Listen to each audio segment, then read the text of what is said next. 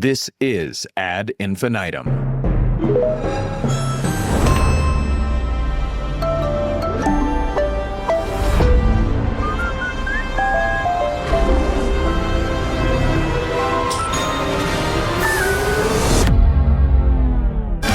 Ad Infinitum is the award-winning podcast solely focused on audio ads, the creatives who make them and/or the latest thinking that informs them, how the space is evolving, and, my favorite part, a roundup of recent audio ads with analysis by yours truly, Stew Redwine, and each episode's guest.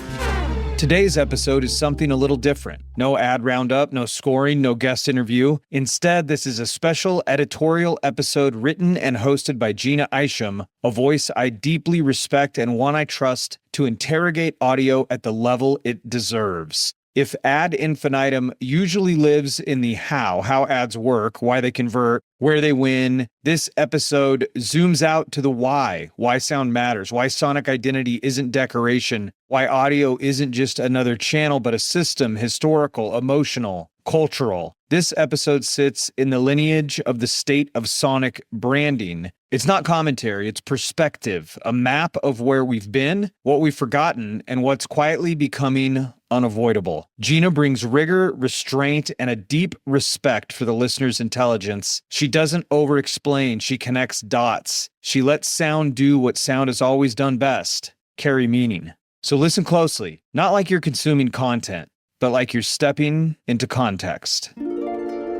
Long, long ago in a faraway land, King Radio ruled. No one had ever seen or more accurately heard anything like it, because this kingdom was forged from silence.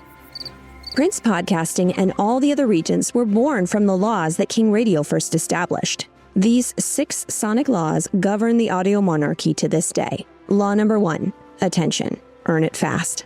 Law number 2, trust. Law number 3, memory, make it stick. Law number 4, proximity. Understand the context and deliver it personally. Law number 5, monetization, an absolute must. And law number 6, the covenant, the promise not to abuse the listener's time and to respect their loyalty.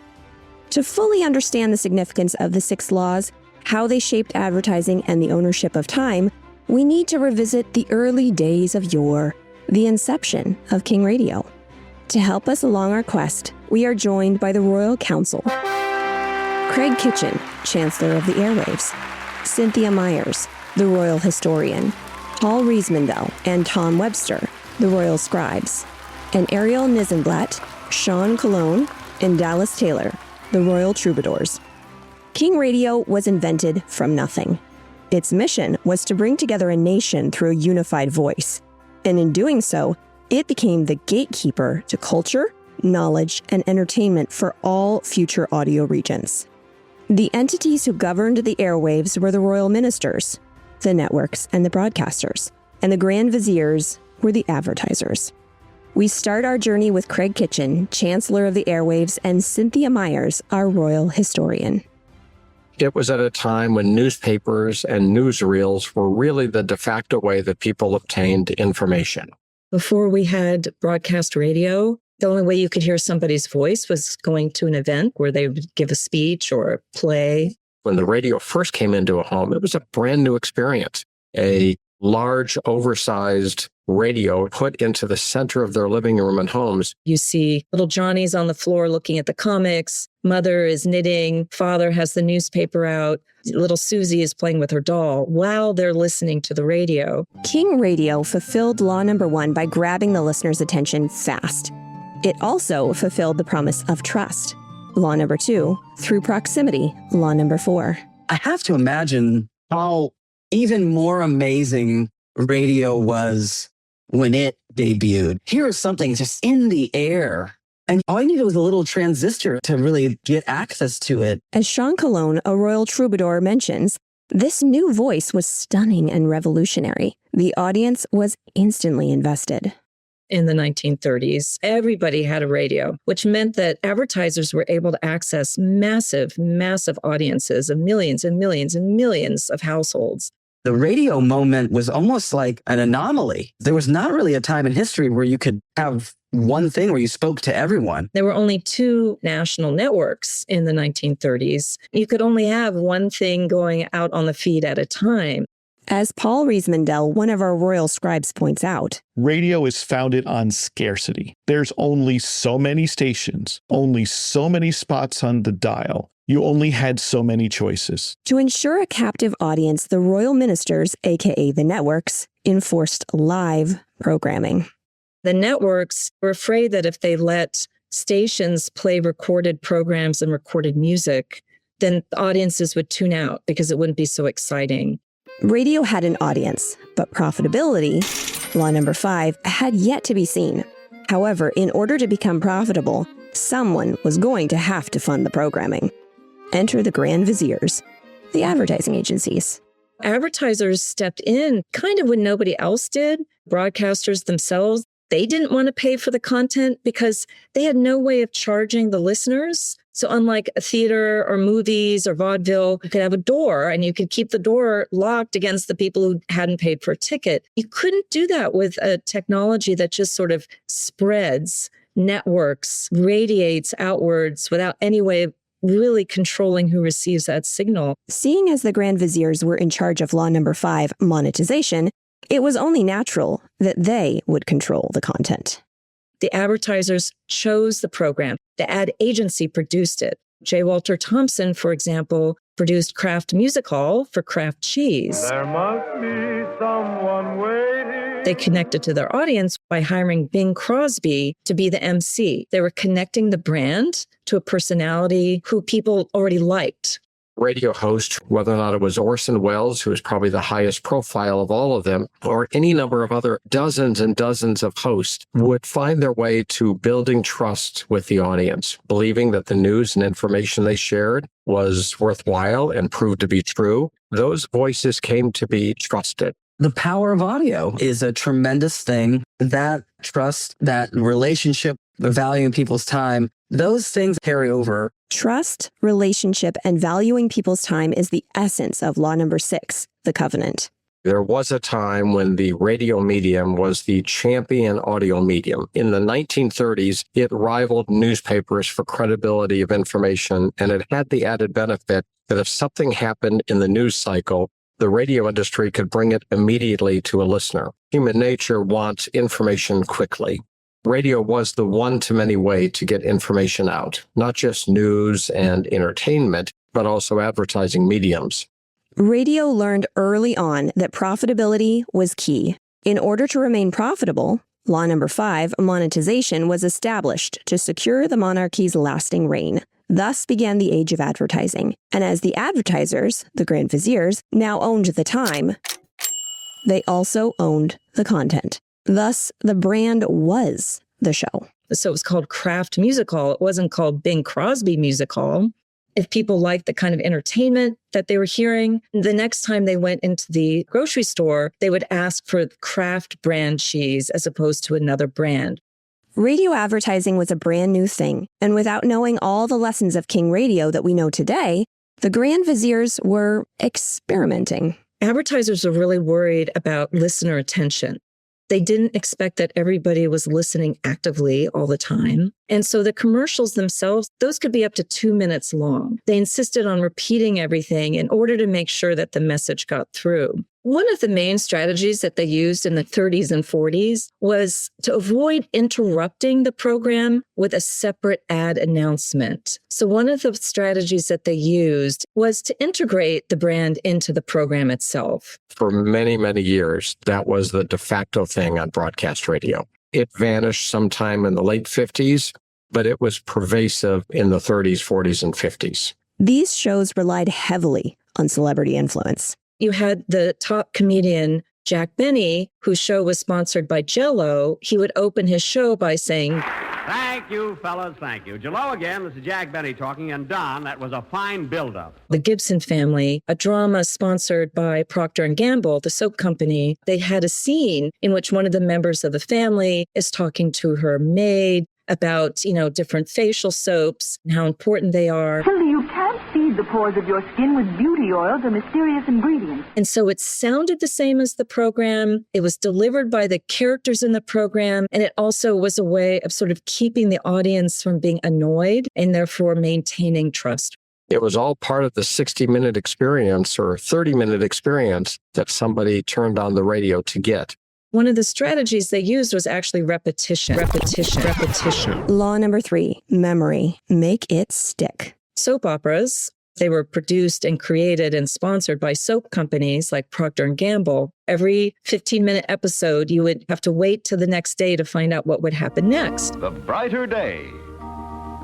Brought to you by Cheer, new Blue Cheer. The only suds with the blue magic whitener. Action would take weeks, like one scene would take many episodes. A listener could miss an episode or not be paying attention, but they would find out from the announcer who would do like a recap or summary at the beginning. And then parts of these scenes would be repeated. If there was an advertising message before the drama started, it was because the sponsor providing the entertainment felt that you needed to know something. Radio listeners were so enthralled with the new medium that they accepted all those rules. Where commercials were placed was just standard practice. During those soap operas, they would have a 2-minute announcement about the soap, which was extremely repetitive. What they were doing was listing all the product attributes. So the soap gets your laundry whiter. It doesn't make your hands red. It has more suds than the competitor, et cetera, et cetera. You were selling the product based on the product attributes, not on the brand image.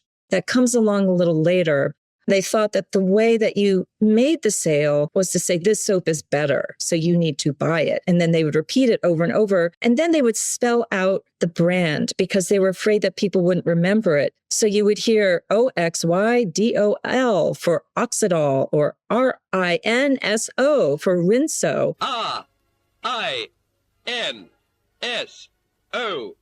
Rinso. And they repeat this over and over again. It was based on this assumption that this was necessary in order to imprint the brand into the brain of the listener. Today, that's just agonizing to listen to. We are more accustomed to compressed time rather than extended time. But back then, they were operating on that assumption that people needed that extended time, that listeners needed to have everything repeated to them. They were worried that if they just talked about the brand in an emotional way, that it wouldn't work as well. As radio reached critical mass, the number of advertisers multiplied over and over again.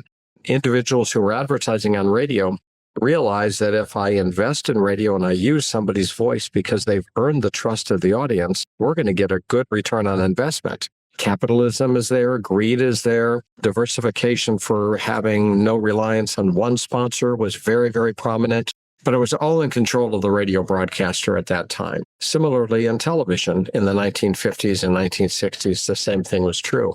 New methods of purchasing were introduced to help persuade customers that they could, in fact, afford the products. You could take advantage of the purchase of an appliance, for instance, and only put $2 or $3 down and do the rest of it on layaway. Or you could purchase that car for $50 down and the rest of it on layaway terms. The sense of urgency of being able to actually buy something immediately. The hard sell was insistent, pushy, and in your face. And there's just so much of that one can take. There was a limit to just how much hard selling could go on. You couldn't have 4 or 5 commercials in a row that was just repeatedly hard sell, hard sell, hard sell. It was harsh to the ear. And radio programmers knew that and knew that if they wanted to hold the attention of a listener, they needed to include and encourage soft sell advertising. You're asking folks to retain a whole lot of information in a short amount of time. And if you have that catch line, if you have the slogan, you want to get that in there at the beginning, in the middle, and the end. They match it up to the right brand of insurance, the right brand of mayonnaise, the right brand of mattress. They make that connection. Law number 3, memory was important. See, I suffer from short-term memory loss. Sonic branding was the perfect addition to ensure memorable and effective ads. A jewelry store or a car dealership or a furniture retailer would actually hire a set of musicians to actually sing a song or create a jingle about a particular store or a service. And in the process of that, it became melodic. Companies like Maxwell House, the coffee brand is an example, that would sing a song about good to the last drop. Maxwell House coffee is good to the last drop. Singing songs on the stage to promote a brand had already been happening in vaudeville and in Tin Pan Alley. Whether or not it was music or it was just a soft voice, something non-specific in terms of a call to action, gave people a branding message, gave people a warm, reassuring feeling. It built trust without necessarily asking somebody to take action in the next 4 or 5 hours. Tom Webster, our second royal scribe, not only concurs, but states evidence to prove Craig's point. With sound elements tied into the messaging in an ad, Daniel Kahneman and Amos Tversky would have called System 1 and System 2 thinking. System 1 thinking is the gut instinct, the irrational kind of impulse to it. And then System 2 thinking is that rational, here's the message of the ad. And the thing about great sonic branding is it's a shortcut to an emotion. It's a shortcut to familiarity. If that accompanies a rational message, you have both systems working at once. One kind of paves the way for acceptance, and the other gives you the rational reason why you might have accepted it. People remember it, and we see lift for that sort of sonic element. The Grand Viziers realized that playing to one's emotions could be just as effective, if not more effective, than a long list of product attributes. People loved music, and attributing a brand to a song made radio advertising even more relevant. Shortened, simplified, and culturally relevant messaging attached to sonic branding addressed many sonic laws all at once: attention, trust, memory, and proximity. Jingles back then sometimes could be as long as a minute or even 2 minutes, and sometimes they were also released as a popular song. Pepsi had a jingle in the 40s, Pepsi Cola Hits the Spot. Pepsi Cola hits the spot. It actually would show up on jukeboxes. BBDO had in-house composers that wrote a jingle for Chiquita Bananas. I'm Chiquita Banana, that's my band, you see. Very popular. People bought records of it. Advertisers also started adapting pop songs, and then they would just change the words, the lyrics, in order to promote the brands. Using sonic elements in association to a brand became so successful that we still use it to this day. I worked for a radio station in Chicago as a consultant, WNUA, which is a smooth jazz station for all you smooth jazz fans out there. And it had a marvelous jingle. In fact, I might say it's the greatest jingle in radio. And it was written by my boss, Frank Cody. And it was just, sort of WNUA 95.5.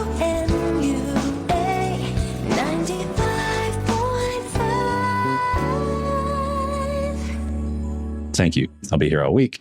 All throughout Chicago, WNUA stopped playing their music to the local indoor malls and like shopping centers in Michigan Avenue. And they said, sure, but you can't run ads. You can't run the station. We don't want ads playing in our mall. And they said, fine, we'll give you the music. But they put the jingle, the sax line of that jingle in between every like third song or so. And people would come out and they would swear they were listening to WNUA when they were just in a mall on Michigan Avenue. That created a feeling, that created a familiarity that when it's accompanied with another message sort of paves the way for it. By the mid-1930s, King Radio was everywhere and establishing dominance throughout the land. It had overtaken newspapers with the ability to supply almost immediate news and information, and a new form of entertainment from a select group of ministers. The monarchy was becoming financially successful. The Grand Viziers owned the time, and in kind controlled the programming. The ministers sold that time to the viziers for an escalating price. The Grand Vizier's initial attempts relied heavily on product attributes, but in the end, the soft sell, musicality, and sonic branding brought emotions and brand image into play. This adoption demonstrated the need to master Law Number 3, memory, and Law Number 2, trust, to maintain the covenant, Law Number 6. The viziers and the ministers were making money, but an uprising of power was about to take place. Ownership of time was about to change. As far as the advertisers were concerned, they were the ones who were producing the audiences, the attention, and they would get really mad when the broadcasters, the networks, would then charge them more rent for the airtime because they were reaching larger audiences. And the advertisers said, wait, we're the ones building the audiences. In other words, maybe you should be compensating us in some way instead of charging us more. Around the 1950s, the Grand Viziers lost their control over the time. Broadcasters eventually took over, and instead of selling chunks of time for programs, they just sold minutes of time for interruptive ads. The advertisers no longer owned the time, but what they did have was control over where they placed those interstitial commercials, those interruptions. And that then would shape the programming strategies of the networks, who obviously had to sell those interruptions to the advertisers. And if they couldn't sell them, then they wouldn't make enough money. The royal ministers, the broadcasters, now had control of the programming and the time, but the programming still required funding, which came from the Grand Viziers. 2 networks turned into 3. NBC, CBS, and ABC. As broadcast stations increased, so did the programming. More programming choices gave the royal ministers leverage to increase ad pricing to the Grand Viziers. The advertisers had the leverage and the upper hand during the 30s and 40s and even into the 1950s. And then by the 60s and 1970s, the networks had the upper hand. They were controlling the pricing of the airtime much more. And the pricing of airtime went straight up. Now there was choice. There were options. The audience wasn't limited to 1 or 2 programs at a time. And with more advertising slots available came more and more viziers to fill those slots with more and more products, creating more and more commerce. This fragmentation challenged the monarchy's control and stability, proving that while the royal ministers had won the time, they were now losing the singular attention of the very audience they created. They've lost that captive audience and that broad-based. What they've gained is very specific information about who's listening and very specific information who they're advertising to. And how do we gain that very specific information? By listening to the audience. It's the end consumer, the listener, that is choosing at that time and at that place in his or her life. I want to listen. I want to be entertained. I want to be informed. I want to be conversed with. By the early 1970s, the audience's likes and dislikes and listening habits were a commodity that needed further research. Advertising is always based on assumptions about the audience and the consumer, and those assumptions have changed over time. There came a time in the 70s where King Radio started to do content research on audiences and what they really did and did not like and what their sources were for that. And only a few stations did it. And those stations that did it vaulted to the top. It was an enormous competitive advantage. It got to the point where everybody had to do it or they were simply not competitive. Early radio drew in huge audiences over a select amount of channels. To appeal to many, it had to play it safe, maintaining uniformity. But in the 70s and beyond, the landscape was changing. Voices became louder, and that uniformity was being challenged. In order to remain relevant, King Radio had to become a little more outrageous. And back in the radio network era, and including the television network era, outrage was not okay. Advertisers did not want to create outrage. They did not want to create offense. They wanted to keep everything accessible to everybody in the family, from the 5-year-old to the 85-year-old, which meant that everything to our ears now sounds a little bland, very middle of the road. But when we're in another context in which getting audience attention sometimes requires being more outrageous than the next guy, advertisers then have to adapt to that situation. Change was happening, whether the ministers or viziers wanted it to or not. Culture won out in the 60s and 70s. Individualism, equal rights, and diversity became popularized. The desire for unfiltered voices to more and more niche audiences grew rapidly.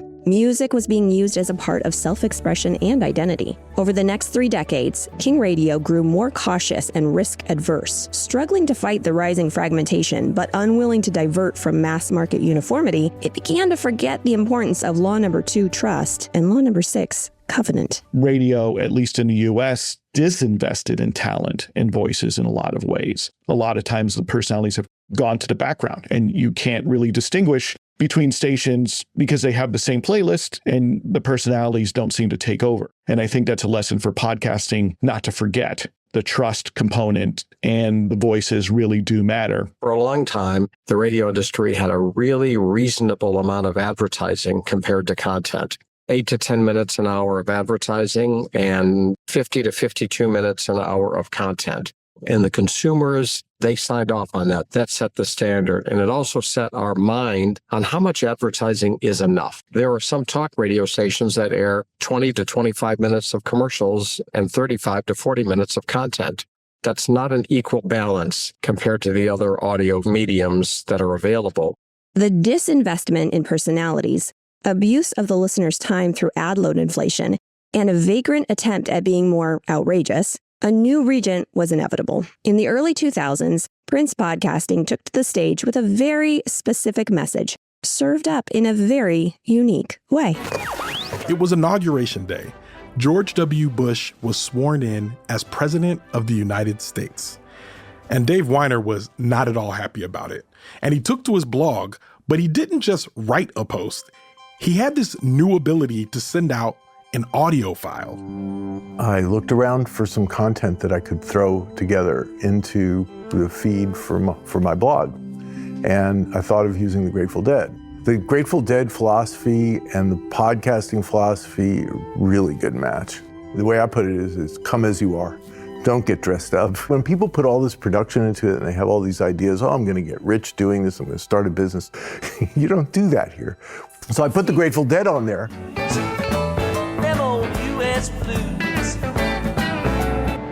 This song was written decades earlier to protest the Vietnam War. Dave thought it was the perfect symbol. He sent it out by RSS. It was the very first audio file to be published that way, making this song the very first podcast. And that was the beginning.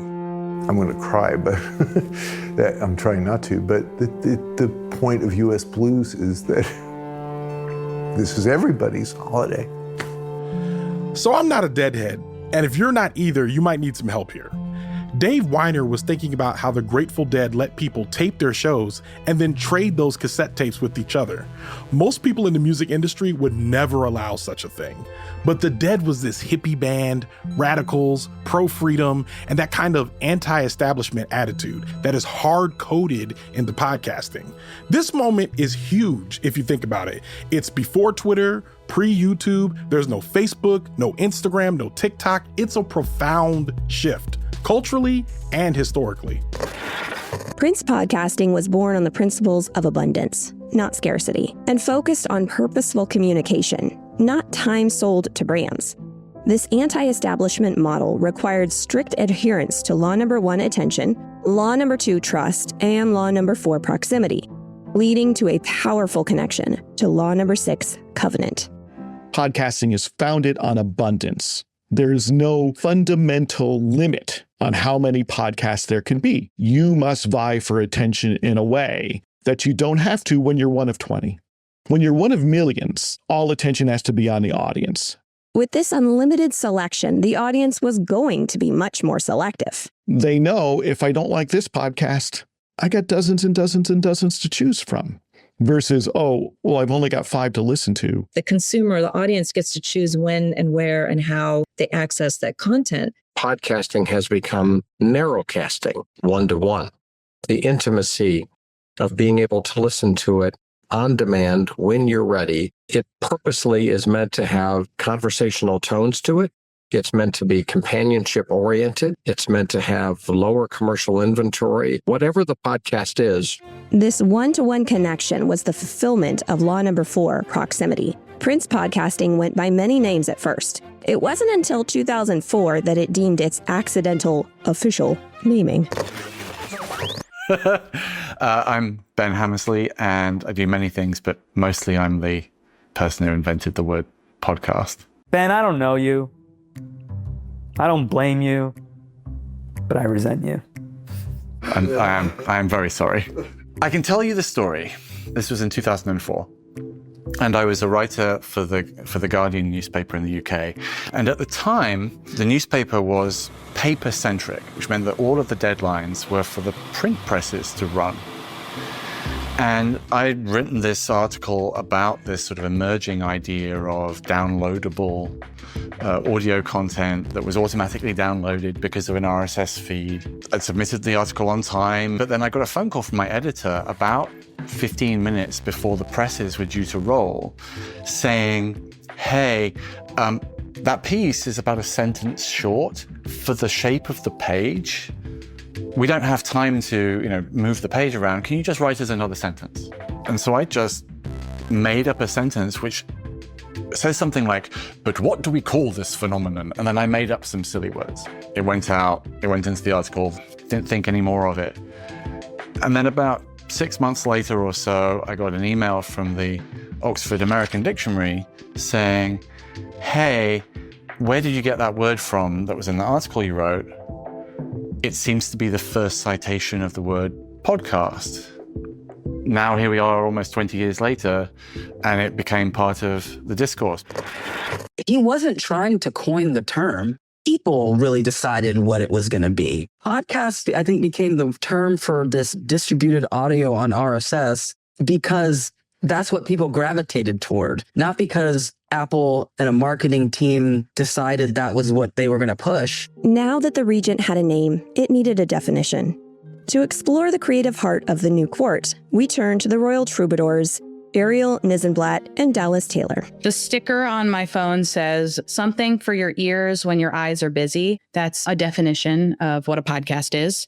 I listened to talk radio as a kid, which is all storytelling. That turned into finding This American Life and falling in love with what audio stories or narrative storytelling could give me feelings-wise. And I got addicted to those feelings, not knowing which direction my feelings were going to go, but just trusting Ira Glass would take me there. At the time I went, if I'm going to celebrate sound, I need to only use that one sense to do it. It made sense. Podcasting was that lane. Most people think it's two people talking to each other, and they experience it as a genre. This is a medium.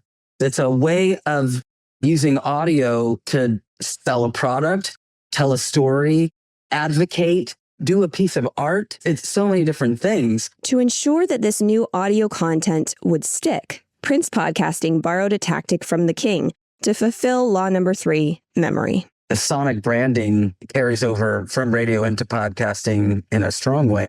The thing that pops to my mind right away is Radiotopia or PRX. At the end of one of their shows, they'll have by PRX. And so you kind of have an association with the quality of that podcast or the type of content you're going to receive. And there's a visceral association that connects with not just an idea, but also an emotion. This visceral emotion requires more than just passive hearing. Unlike the background noise of the later radio years, Prince Podcasting demands active attention. When people listen to a podcast, the job is what I want to learn and consume from that episode. What is the point of me listening to this? I want something from this episode, however long that episode is. So it's doing a more active, lean forward job. Podcasts require attention. In a lot of other media forms, they expect that your attention is in and out. They design for that. With podcasting, things tend to be longer, dialogic. There's not the resets that you have in radio where every few minutes they come back and say, hey, reminder, you're listening to this and such. They expect that you're paying attention the entire time. Listeners and audiences respond similarly. They pay attention and they want to pay attention. But asking for this level of attention requires a promise not to waste that time. This is the essence of law number 6, the covenant. If someone has clicked on your podcast, they have chosen you. Getting them to the point of pressing play, that's a challenge.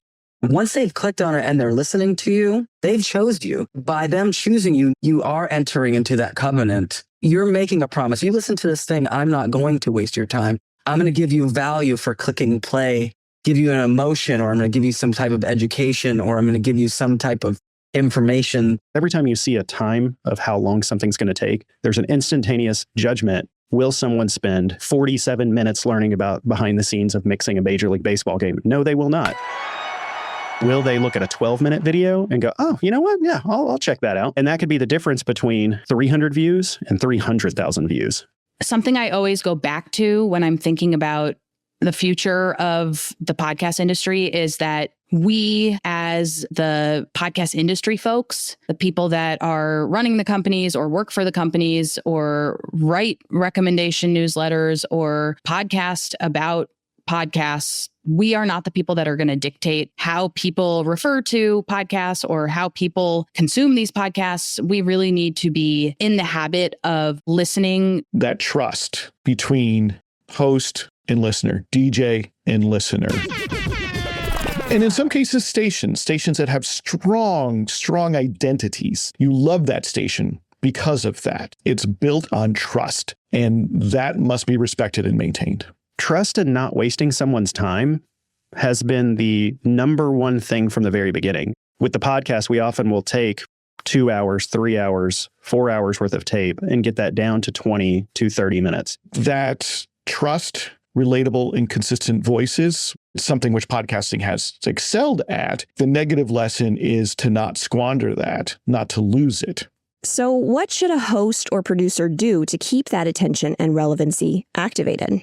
Asking them to leave a review, but giving them something specific to write. What is a topic that you think I should cover? Or leave me a review telling us who you think is funnier, this host or this host. We promise not to be offended. Have some fun with it. Just remember to have fun out there today. And then come back the next episode and call out the people that did actually follow up on that call to action, or read some of those answers out loud and let people know that you will be doing that so that they can be excited about being featured. Listening to the audience also means adapting the content to fit their needs.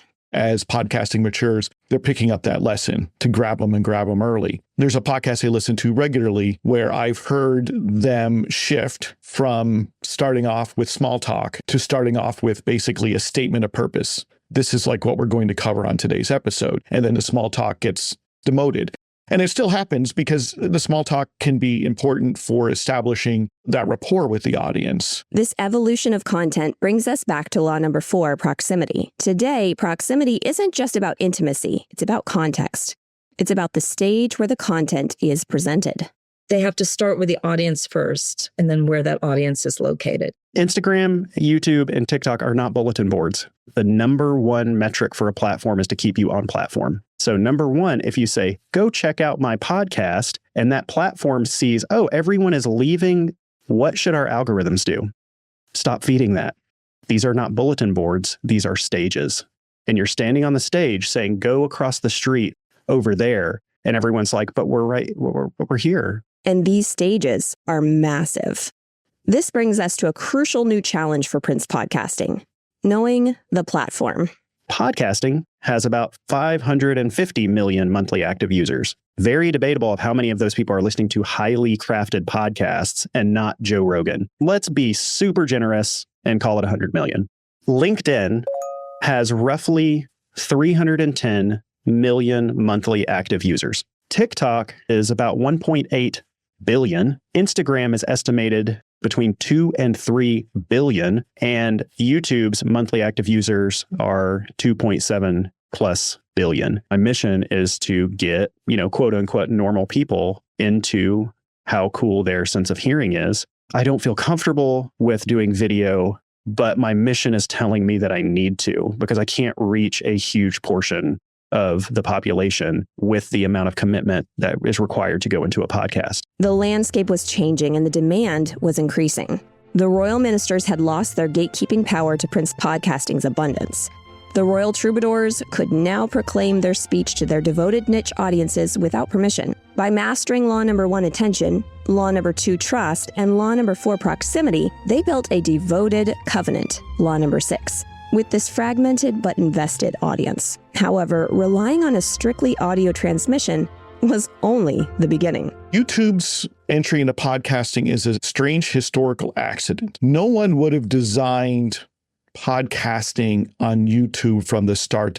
I think back to a few years ago when I was like, you watch podcasts? What does that mean? That doesn't mean anything. And now I'm like, you know what? If you say you watch podcasts, then who am I to correct you? There came a point where more people started to consume things in ways that didn't really exist back when I started the podcast. YouTube was in its infancy. Instagram did not exist. TikTok was way far away from existing. Started going, gosh, there's all these people that I'm just not reaching. Taking that mission into another place, telling these same heartfelt stories in another place opens up the ability to reach so many more people. Video is incredibly expensive to distribute compared to audio. YouTube essentially subsidized that cost for everyone, provided you play by their rules. If video podcasters had to pay for all of that distribution in the same way that they currently pay for their audio distribution, so many would not have chosen video to begin with. So it's this strange accident that YouTube and Google, by extension, decided to subsidize video distribution bandwidth, which opened up the opportunity now to leverage it for podcasting. By subsidizing the distribution and setting the rules, YouTube became a powerful new royal minister of the audio monarchy in the early 2020s. It's sort of ironic that if you produce a podcast, by and large, you have to pay for your audio bandwidth, but not your video bandwidth. It's a minimized tab. It's an app in the background. It's going to another page in a browser while something else is going on. And so it's a mistake to think of YouTube simply as video. I don't want myself to be so blind to my comfort level of format that I miss the overall picture. By 2013, Prince Podcasting had clearly established itself as a profitable kingdom. But its very definition was about to be challenged by the arrival of a massive new minister, YouTube. Radio at its best remains the gold standard of community, of engagement, of shared experience. Those are the things that I hope we always try to continue in podcasting. Try to maintain a shared experience, try to maintain the quality of the environment, try to maintain a connection with the audience as best we can, because the radio stations that did that won, and the podcasts that continue to do that in the future will also win. 20,000 hertz, 8-9 months ago, I thought I was going to end, because I didn't know how to reconcile what the future held with video, with the audio at the same time. It's not moving on from it. It's a delightful flowering of the mission. It started to spring up other flowers. The original flower is just as beautiful. And if anything, now they're feeding off of each other. Everything's getting bigger. Had the podcast not given me those 9+ years of training ground, there is no way that the video effort that we're doing now would be successful, because everything that I'm doing in the videos, the secret weapon is everything I learned in audio. And everything I learned in audio came from radio. I know that video is the next phase. I don't think you can do things with video that you can do with audio. I think there is a separation. This royal troubadour tends to agree.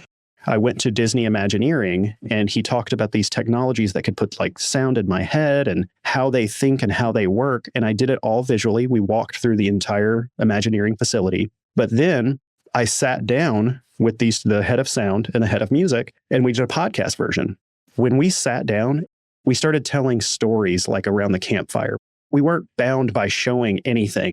Stories that would only work for the podcast. And then as soon as we wrapped that, I picked up a camera, and the entire communication style, just as humans, changed entirely, because we knew now you can see what we're doing. So therefore you communicate in a completely different way. That information just simply does not work in audio. And that storytelling that we did in audio simply does not work without incredible resources on YouTube. The visual requires you to give it its full attention. We talk about doing the dishes or doing those kind of things and moving around the house. If it's demanding your visual attention, there's certain tasks that you cannot do.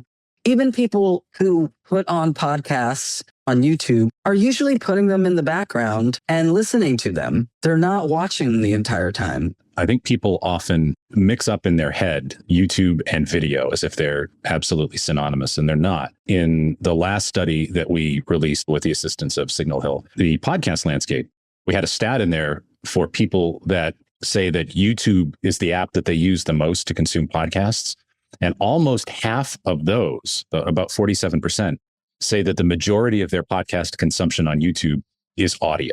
As the definitions of what is and isn't a podcast continue to get messier and messier, it's really harder and harder for us to draw a fence around what it is we do and say what we do is just better, when what we're doing is spilling over into everything else. Even though we're seeing emerging trends of people consuming podcasts through their smart televisions, we're not yet seeing indications that means they're paying any less auditory attention. It's just a different device. YouTube has been a net plus for podcasting. It has helped to grow the audience. It's also given existing audiences different ways of consuming podcasts, the emergence of YouTube and video in general.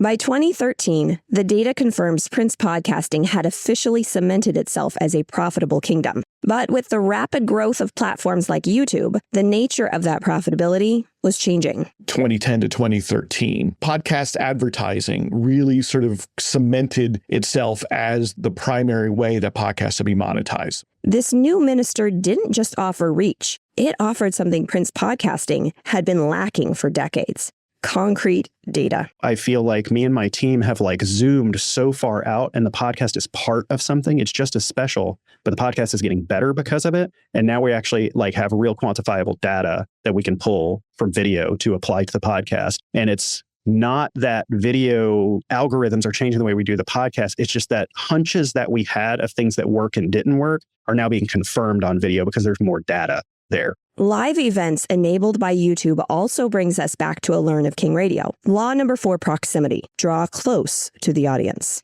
What radio did and still does really well is live events, the relationship that people have to their favorite radio hosts, their morning drive companions. They also have the radio personalities there to mingle with the crowd. And I think that I have started to see more and more of that, not just in live events through podcasts, but also through contests. Another thing that translates really well is specific segments that are named that people can then be excited about when it's that time of week or that time of the episode. Engage people, get them excited, and also call back to a different era. Understanding the audience is key. And when Prince Podcasting understands their audience, a level of new creativity and content is available, both for the audience's benefit as well as for the creator. I hosted a podcast at the beginning of the pandemic with a friend called Counter Programming, where each episode focused on a different type of count or counter. Anything with the word count in the title was up for grabs. We had the first season all about countertops, and it was nuts, but really fun to do and really creative. And we built up a pretty great listener base. We were lucky enough to be featured on Apple Podcasts New and Noteworthy, which now is New Podcasts, on the Apple Podcast Browse page. And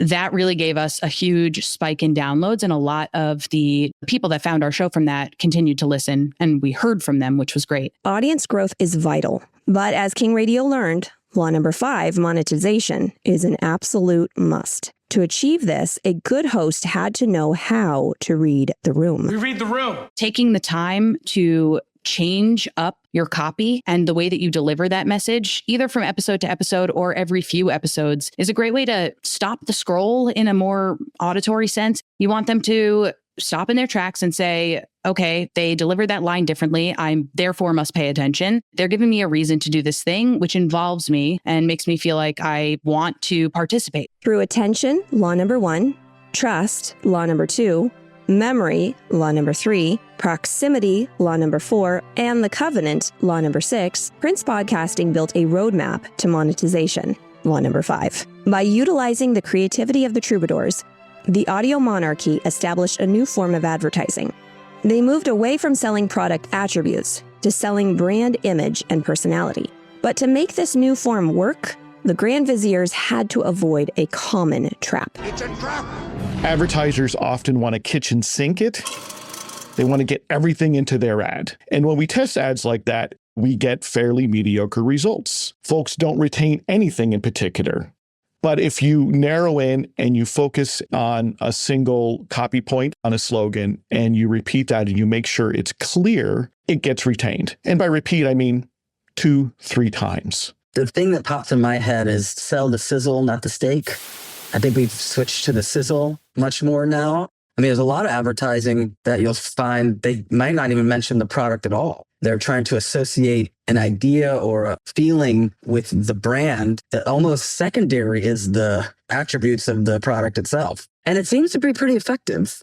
And the data proves just how effective it is. When advertisers utilize the audio medium effectively, there tends to be high retention. We recently published some data with the fieldwork done by Signal Hill Insights called the advertising landscape. And one of the questions that we asked in the past week, can you recall a specific ad? 86% of podcast users said that they could recall an ad. And that was the highest amongst everything. Many of the ad-supported platforms that it vaulted over, like Facebook, for instance, Facebook was markedly lower. People are paying attention to podcast ads. The environment of podcasting is conducive to delivering those messages in a way that people recall.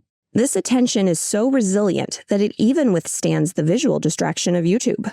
We did a study a couple of years ago called Sound You Can See, and it was really a deeper dive into the video podcast audience. One of the questions that we asked was to people who were YouTube premium subscribers, people who paid money to avoid ads. And they told us that that's why they subscribed to YouTube Premium, that the two of the top 3 reasons were advertising avoidance. And we asked those people what they thought about the baked in ads in the podcasts that they were consuming on YouTube. And there was virtually no rejection of those ads. It was sort of split between I don't mind them and I like them. They're part of the content, they're part of the host, they're part of that parasocial relationship. So you have an audience that is predisposed to just naturally sort of overclaim something here. I always skip ads, I hate ads. And that is not at all what they did. So that tells me that we haven't wrecked it yet. When I worked at Midroll Media, the network that owned the Earwolf Comedy Podcast Network, we rolled out a subscription ad-free product called Howl, later Stitcher Premium.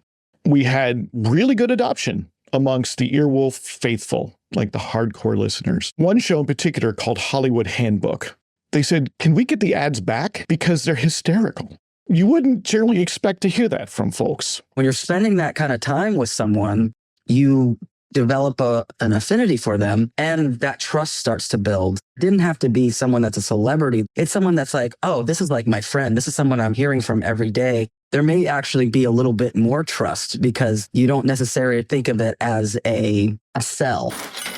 Having a third party tell you about a product has more weight than the people actually selling the product. Pretty powerful way to advertise. The ad tolerance that we continue to see is sort of remarkable by anyone's measure. It's kind of special. What I hope we continue to do as a medium is put as much effort into creative execution of advertising as we do the content, because we still have an advantage. And if there's one thing that broadcast commercial radio should teach us is that that advantage is fleeting, that you can lose it. You can start to run too many ads and too many bad ads, and people just don't come back. Monetization is an absolute must. That's where I think it's really important to either have a great relationship with the advertiser or the intermediary that's helping sell those ads on your behalf on your show. To monetize without breaking the covenant, Prince Podcasting had to get creative. Interruptive ads were the old way. Integration was the new path.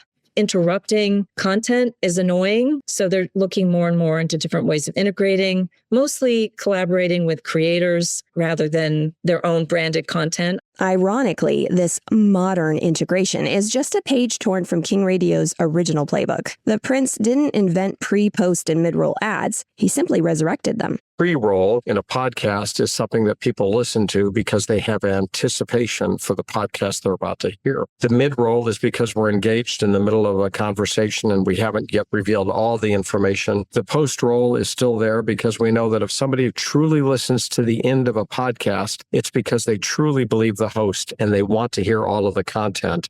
That's no different in some ways than hearing the Maxwell House commercial before the drama series on radio started, or relying on the announcer halfway through the hour-long serial drama on radio. That would have been considered a mid-roll. Or at the end of a show when you feel so gratified on what you've just experienced, this new sense of audio. We would call them post-rolls today in podcast form. Beyond these traditional ad slots, Prince Podcasting also explored the subscription model, creating gated content for loyal patrons. Some use interruptive ads. Some, as we've mentioned, use those host commercials, which really depend on the host having a parasocial connection with their audience. And then some are using subscription formats. Non-subscribers don't hear the episode at all, or only part of the episode, with the idea being that you're going to be willing to pay a subscription fee to hear the complete episodes. This brings us back to the cable era. If you didn't pay for that wire access, you did not get MTV. You did not get CNN. They didn't have to rely 100% on advertising revenue, which meant that they could then specialize their programming. Most podcasts are like cable television networks in that they develop a certain type of content or a certain topic or a certain personality or set of personalities, and they create a kind of world within that podcast that's going to attract only certain types of audiences. About 10 years ago, I thought, advertisers are going to go back into sponsoring programs, but that hasn't really happened because it hasn't really worked. Because advertisers don't know what programs are going to work. While sponsorships struggled, the standard ad model thrived, creating a sustainable economic foundation for the monarchy. But with high retention and real revenue, the stakes were raised. To mitigate risk, the prince called upon the royal scribes. There's this prevailing sentiment that research somehow stifles creativity. It doesn't say do this or don't do this. It says if you do this, this will be the reaction. And so let's mitigate that. Well, we were going to do that. Well, that's actually not going to work. So we have to come up with something else for you to do this risky, groundbreaking thing that we want you to do. It gives you constraints. It doesn't tell you what to do. It just tells you how people are going to react when you do it. And why would you not want to know that? I worked inside of a podcast network for 8 years. Twice in those 8 years was I ever asked to do something that looked like content research. It was usually a bit more post hoc.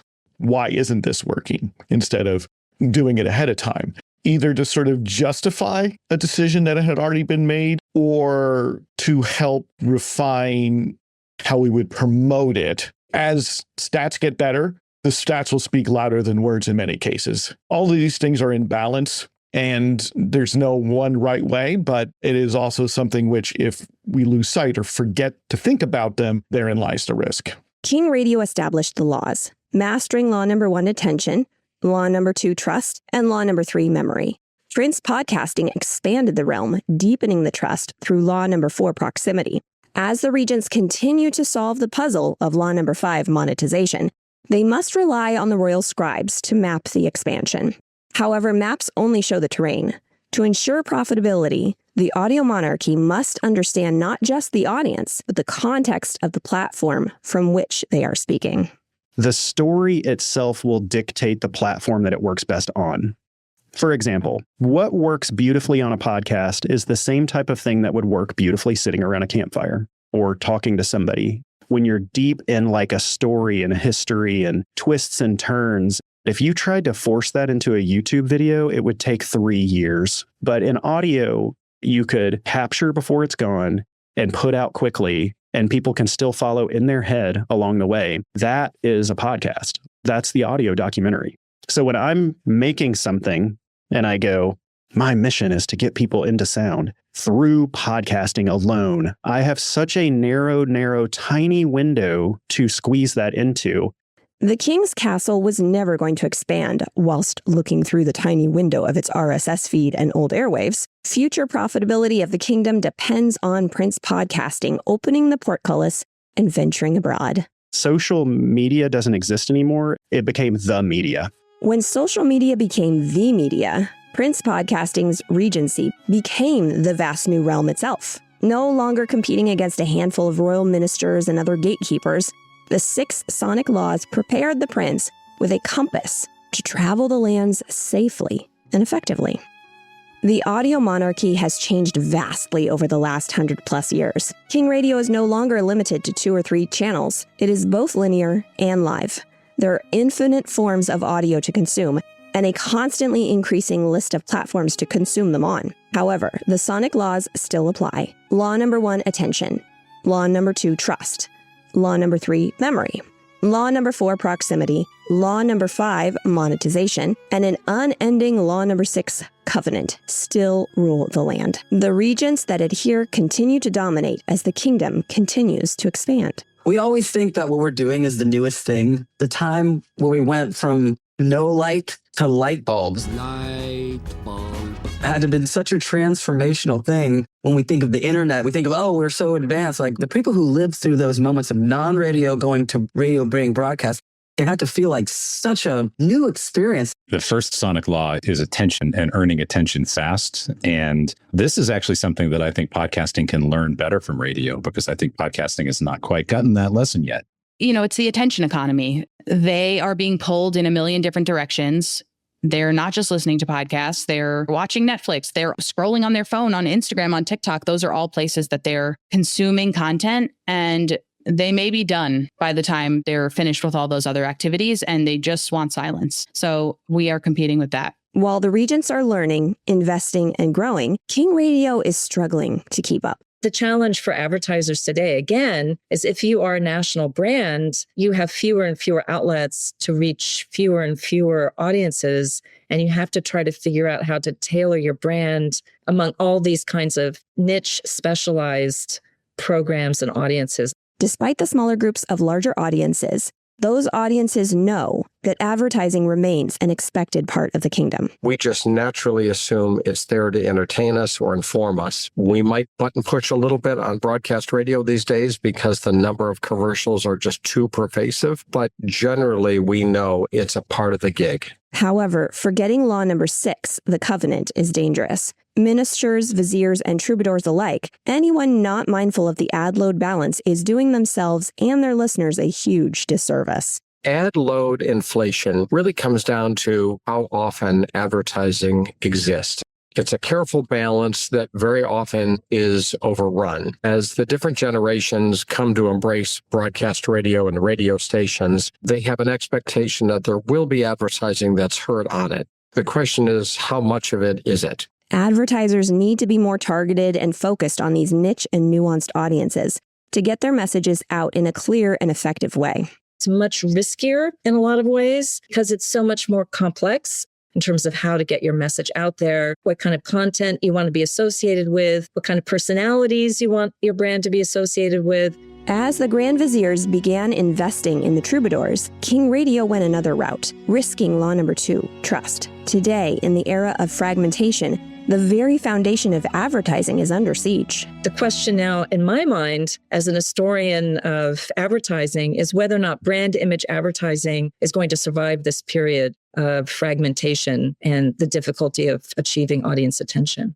If radio is king and a podcast is a prince and audio streaming is a prince, those princes are gaining share of ear and share of voice very, very quickly in an audio medium where the radio industry really needs to say, we have new forms of competition. We really must limit the amount of advertising we're going to have and offer a better equation of entertainment to advertising if it's going to continue to exist. Over the last 100 years of the audio monarchy, we have seen and heard a lot. But who owns the time now? There may be King Radio and Prince Podcasting, but the emperor of all is the audience. The audience. The audio consumer, the end user. The audience owns everything. Not only selecting the content, but selecting when, where, and how to consume that content. Our content consumption is no longer limited to live and linear. Records, for instance, cassette tapes, DVDs, audio streaming subscriptions, music subscriptions from Apple and Pandora and Spotify. The audio monarchy has grown wide with different ways to consume content on a vast amount of stages and platforms. But law number 5, monetization, still remains key. If people did not give their attention to it, it would not exist because it does not make the companies money. Advertisers now have a million options as to how they reach their consumers, but then they also have a million ways to fail. Creators also need advertisers because without advertisers, there are no creations. We need to make sure that this is sustainable so that listeners can continue to consume this content, so that creators can get paid, so that they can continue to make it. Monetization is an absolute must, both for sponsors and for the people that make the podcasts. Law number 4, proximity, is more important now than it ever has been before. Gone are the days of proclamations from city centers. Today, the audio monarchy must meet the people where they are. You cannot control a relationship with the audience. You cannot herd them like sheep. If you try to guide them in one direction or another, you're simply going to lose them. If I want to keep making my show, I need to be able to evolve with what the consumers want. Every producer, every host needs to ask themselves, am I doing what I need to do in order to sort of obey that covenant? The individual creators right now are very strong because they really do know their audiences well. For the first time in the last 20 years, the audio consumer really now is in control. The audio monarchy has shifted and evolved over the last 100+ years. However, no matter how diverse and vast the regents and the kingdom become, King Radio's original rules and methods still ring true. The earliest form of storytelling was one person telling another story to either another person or another group of people. All these technologies, be it radio, be it podcasting, they're all just different ways to do what we've always done since the beginning of human communication, is talk to each other. So what does the next 100 years hold for the audio monarchy? And how does the royal court cultivate the very best kingdom possible? Zoom out. What is that story that you're trying to tell? What format is that best in? Start there. I think some people are just still approaching the format like it's two people sitting at a microphone, and then that binary way of thinking, just put that in video and now we have video. You just still need to keep zooming out. What makes this even more compelling? For me, it's all about my eyes taking a break, not even intentionally. I just love to fill my ears with knowledge or entertainment while I'm washing the dishes, walking between meetings, all of the above and more.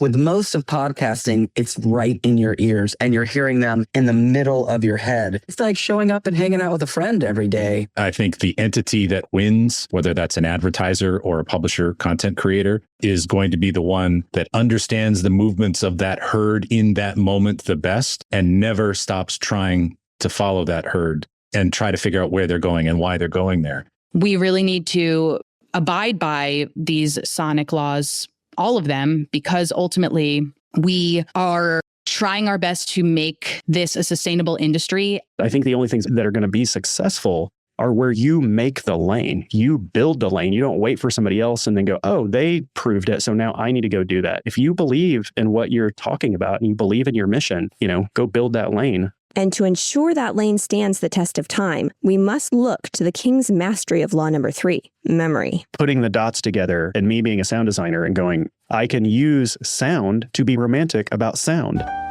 And I can use heart and soul to be the glue and the emotion to make sure that all of that information and edutainment sticks. King Radio is still really, really good at some things. And I think podcasting is also good at those things. Radio initially sold soap and sold it very, very well. And now with podcasts, we sell mattresses and meal plans, and we sell that really, really well. The core strengths of radio that you can sell a product without showing it have never changed. To secure the kingdom's future, Prince Podcasting must continue to deliver content that grabs attention, tells the truth, creates memory, maintains proximity, finds profitability, all while honoring the covenant. We may not yet know what the audio monarchy will be in the future, but we do know that King Radio is what made today's message possible. And now, a word from our sponsor. Thank you so much, Jeanna Isham, for creating this very special episode of Ad Infinitum. Sound has always carried power that branding isn't just what we say, but what we signal, and that audio, when treated with intention, earns something rarer than attention: trust. This is the kind of thinking that makes better ads before you ever write a line of copy, the kind that sharpens judgment, raises taste, sets standards. Huge thanks to Jeanna Isham for bringing this piece to life and expanding the conversation in a way that honors the medium. And a special thank you to all our guests as well. If you're a chief audio officer, a creative leader, or anyone responsible for how a brand shows up in sound, this is one to sit with, maybe even replay, definitely to share with someone else. As always, thank you for paying attention to Ad Infinitum. And remember, have fun making the ads work.